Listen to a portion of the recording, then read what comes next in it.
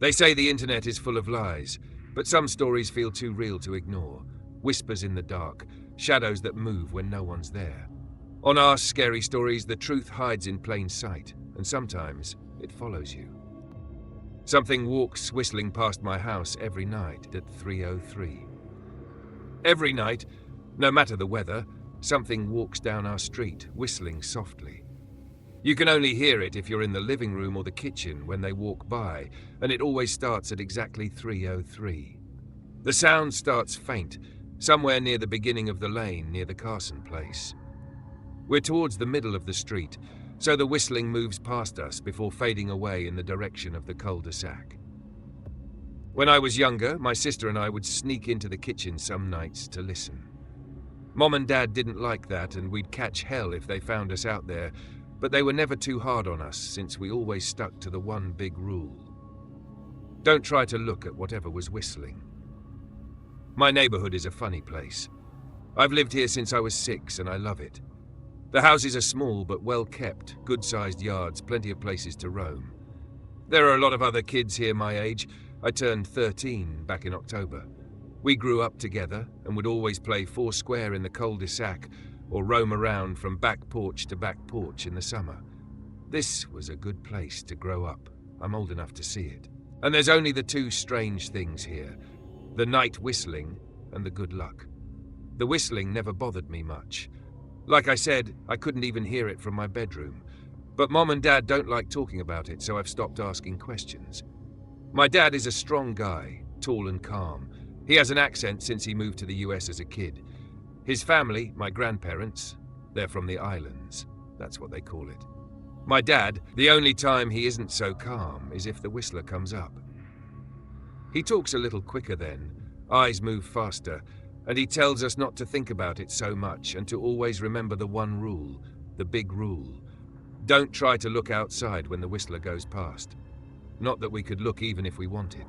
See, there are shutters on the inside of every window, thick pieces of heavy canvas that pull down from the top and latch to the bottom of the window frame.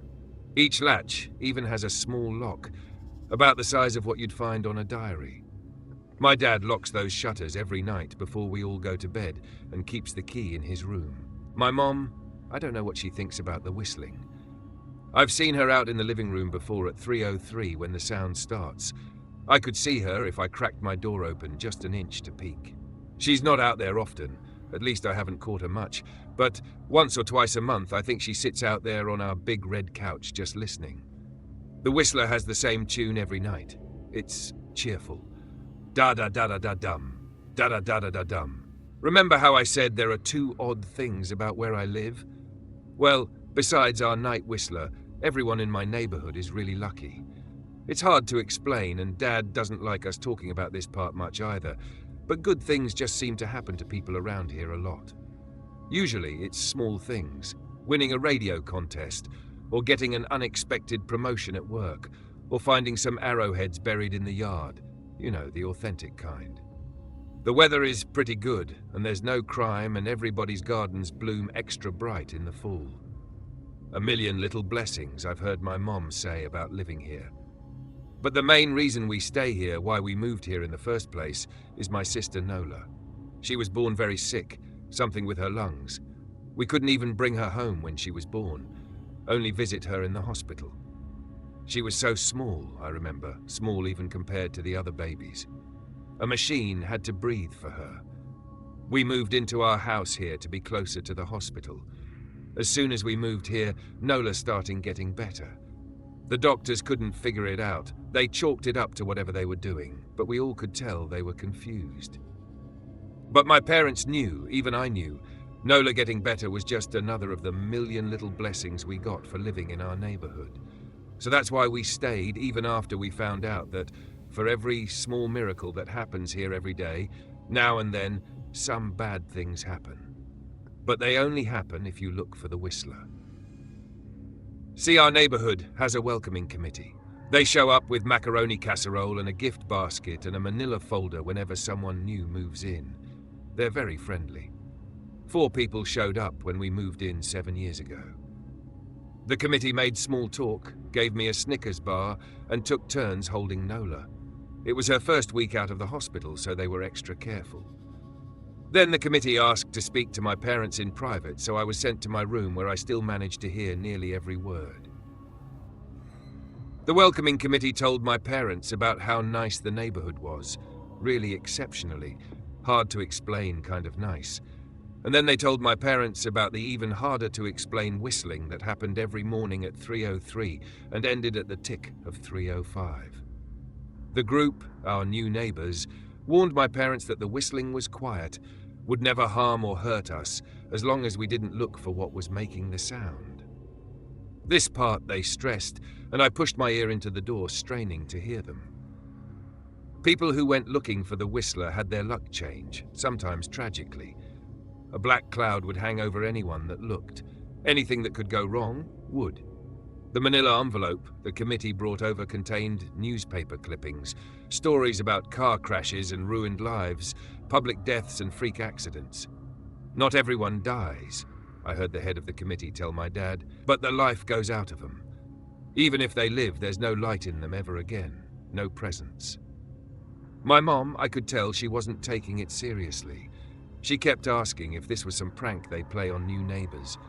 At one point, my mom got angry, accused the committee of trying to scare us out of our new home, asked them if they were racist on account of my dad being from the islands. My dad calmed her down, told her he could tell our new neighbors were sincere, and they were just trying to help us. He explained that he grew up hearing these kinds of stories from his mom, and that he knew there were strange things that walked among us. Some of those strange things were good and some were bad, but most were just different. After the committee left, Dad went out to the hardware store, bought the canvas blinds, the latches and the locks, and installed them on every window in the house after dinner. That first night in our new house, I crept out of my room at 3 a.m, only to find my dad awake sitting on the living room couch, holding my baby sister. My dad held up his finger in a shh motion, but patted the couch next to him. I sat and we waited. At exactly 3:03, we heard the whistling. Da-da-da-da-da-dum. Da-da-da-da-da-dum. It came and it went, just like our neighbors said. The whistling returns each night, and we never look, and we enjoy our million little blessings every day. Nola breathes on her own, and she's grown into a strong, clever girl. My dad even joined the welcoming committee. We don't get new neighbors often. Why would anyone want to leave? But when a new family moves in, my dad and the committee bring them macaroni casserole, a gift basket, and the manila folder. I can always tell by the look on my dad's face when he comes back if the family took the committee seriously or if we'd be getting new neighbors again very soon. Not long ago, a family moved in directly next to us. The previous owner, Miss Maddie, passed away at age 105. She'd lived a good long life. Our new neighbors seemed like they'd fit in just fine. They believed the welcoming committee took my dad's advice about the locking shutters since they had a young child of their own.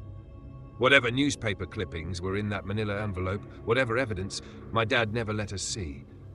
But I imagine it must have been awfully convincing, since our neighbors got along with no issues for the first month. One night, when our new neighbors had to leave town, they sent their son, Holden, to stay with us. He was 12, a year under me in school. I didn't know him well before that night, but as soon as his parents dropped him off after dinner, I could tell it was going to be a bad time. "Do you know who is always out there whistling every night?" Holden asked the moment the adults left the room. The three of us were sitting in the den, some Disney movie playing idly on the television. My sister and I exchanged a glance. "We don't talk about that," I said. "I think it's that weirdo that lives in the big yellow house on the corner," Holden said. "Mr. Tolles?" my sister asked. "No way, he's really nice." Holden shrugged. "Must be a psycho killer then." Nola tensed. "We don't talk about it," I repeated. "Let's go in my room and play Nintendo." We spent the next few hours playing games, eating popcorn, and then watching movies. A typical sleepover, but I could see Holden was getting antsy. After my parents had wished us a good night, locked the blinds and gone to bed, Holden stood up from his beanbag and walked over to where Nola and I were sitting on my bed. "Have you ever even tried looking?" he asked. "It's nearly time." Like most sleepovers, we'd conveniently ignored any suggestion of a bedtime. I was shocked to see he was right. It was almost 3 a.m., I sighed. We don't. See, I can't. I can't even try to look because my dad locks the blinds every night and hides the key, he continued, ignoring me. So does our dad, said Nola. No, replied Holden. No, he doesn't. You saw him do it, I said a little sharper than I meant to sound. Holden grinned. Your dad locks the blinds, yeah, but he doesn't hide the key. He keeps it right on his normal keychain. So? I asked, worried I already knew what he would say next. Because I had noticed that my dad didn't bother hiding the key anymore after all of these years, because he knew we took it seriously. So, after your dad locked up but before your parents went to bed, I went to the bathroom. And on my way, I may have peeked into their room, and I may have seen your dad's keychain on his nightstand, and I maybe went and borrowed the key to blinds. Nola and I stared, and his grin only grew wider. You're lying, I said. Holden shrugged. You can check if you want. Just open your parents' door and look. You'll see his keychain right there on the nightstand. Stay here, I told both of them. Don't move a muscle. I hurried over to my parents' room but hesitated at the door. If Holden wasn't lying, my dad would be angry. Beyond angry. I was scared thinking about it, but more scared of an open window with the whistler right outside. I opened the door, barely an inch, and looked in, but it was too dark to see. Taking a deep breath, I walked into the room. 2 steps into the dark, I froze. The whistling started, and I could hear it clearly from my parents' room. I never realized, but they must have heard the sound every night since we moved into the house. They never told us. I don't think I could have slept through it. I stood there, listening to the whistling come closer, unsure whether I should turn on a light or call out for my dad. Soft sounds from the living room brought me back to reality. Nola, I yelled, running out of my parents' room.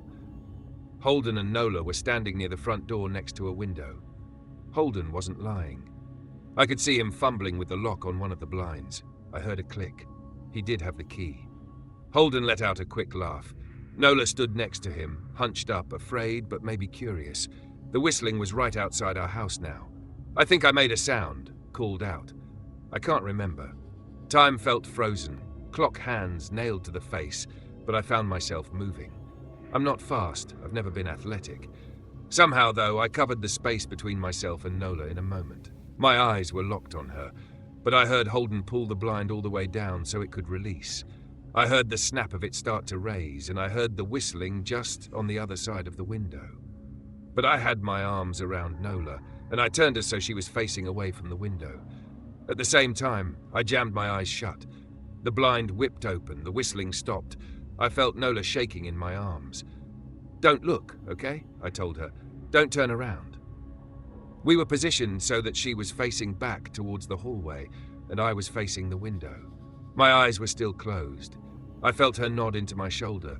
I reached out with the arm not holding Nola and tried to touch Holden. My hand brushed against his arm. He was shaking worse than Nola. Holden? I asked. Silence. I reached past him and gingerly felt for the window, eyes still sealed shut. The glass was cold against my fingertips, colder than it should have been for the time of year. I moved my hand up the window, searching for the string to the blind. The glass began to get warmer the further I reached, and there was a gentle hum feeding back into my fingertips. I tried not to think about what might be on the other side of the window. Finally, I touched the string and yanked the blinds shut. I opened my eyes. In the dim light leaking out from the kitchen, I could make out Holden, pale and small, staring at the now closed window. Holden? I asked again. He turned towards me and he screamed. Everything became a flurry of motion. Lights sparked to life in the hall, then the living room. My parents' footsteps thudded across the hardwood floor. I didn't turn to look back at them. My eyes were glued to Holden. He was pale, had bit his lip so hard there was a thin red line of blood running down his chin, and he'd wet himself. What happened? My dad asked from behind me. I managed to swivel away from Holden and look back. He looked. I'd never seen my dad scared before, but I saw it that night, in that moment, an old ugly terror stitched on his face. A parent's fear. Just Holden, he mouthed to me. I nodded yes. My dad let out a breath. He looked so relieved I nearly expected him to cheer. But then he turned to Holden and my dad's face changed. I wondered if he felt bad for feeling good that Holden was the only one that looked. There was a knock at the door. We all froze. Holden whimpered. "Don't answer it," my mom said. She stood at the threshold of the hall. I'd always thought she was a skeptic and just humoured my dad about the windows and the whistler, but that night we were all believers. I noticed that both of my parents held baseball bats they must have taken from their bedroom. The knock came again, a little louder this time. "Please don't open the door," Holden whispered. My dad walked over to him, hugged him close. "We won't," my dad promised, still holding his bat. "Nothing is coming in here tonight." Thud, thud, thud. This time the knocking was loud enough to rattle the door. Holden screamed again, and Nola clutched her arms around my neck. My mom came over and knelt down next to us, wrapping my sister and me close. "Thud, thud, thud. Call the police," my mom whispered to my dad. The knocking instantly stopped. My dad looked over his shoulder at us. "Do you think?" He was cut off by frantic knocking that trailed off to a polite tap, tap, tap. "Police," something said from the other side of the door. The voice from outside sounded exactly like my mom, like a parrot repeating the words back to her. "Police! Call! The police! Tap, tap, tap! Police!" My mom pulled us closer. "Police! Police! Police! Police! Please stop," I heard her whisper. "I don't think calling them will help," my dad said. "How will we know when they're the ones at the door?" The knocking came back harder than before. The door shook, then it stopped. After a long moment, I heard the knocking again, but it was coming from our back door. We all turned together towards the back door, but the knocking immediately returned to the front door. Front to back to front, loud, then quiet, then loud again. Suddenly, the sound was coming from both doors at once. Big, heavy blows like a sledgehammer. Then something started rapping against all of the windows in the house, then the walls. It was like we were living inside a drum with a dozen people trying to play at once. Or we were a turtle and something was attempting to claw us out of our shell. "Stop!" Holden yelled. The knocking died. "I won't tell," Holden said, staring at the door. "I promise I won't tell anyone what I saw. Just please go away." We waited for nearly a minute.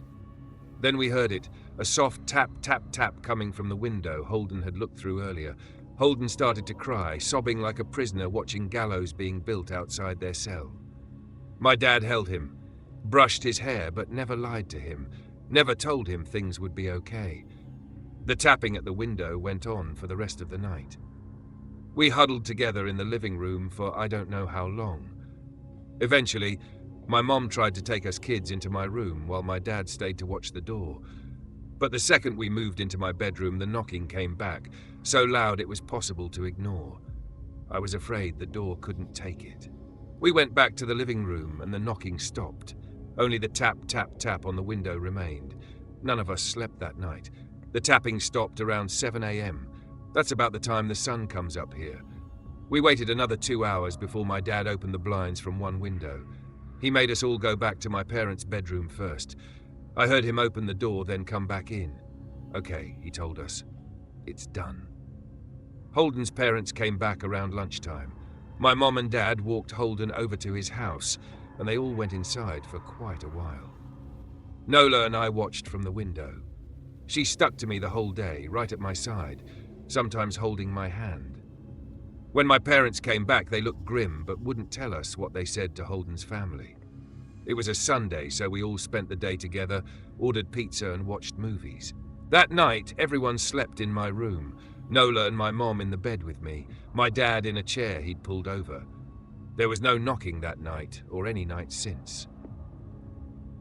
We didn't see much of Holden or his parents for the rest of that week, but by Thursday there was a moving truck in their driveway. Nola and I watched them packing up the whole afternoon after school. What sticks with me most is how tired Holden and his parents looked. All three had the same pallor, grim mouths and lightless eyes. Even from across the street, I could tell something was very wrong. Holden and his family were gone before sunset. I remember what the original welcoming committee said to my parents when we moved in.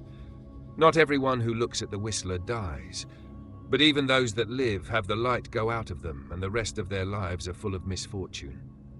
A million little tragedies. I think Holden's parents must have looked, either to comfort him if they didn't believe or share the burden if they did. I watch Nola some days, happy and young and alive, and I wonder if I'd been slower if she'd looked out the window that night. Would I have looked too? To comfort her, to share that burden. I'm glad I don't have to find out. We still live in that house, in that neighborhood. We still hear our whistler walking past every night. The blessings, the luck, the good things here are too good to leave. But we're careful. We don't have friends over to spend the night anymore. And my dad hides the key to the blinds very, very well. Not that I've gone looking. Some things you just don't need to look for.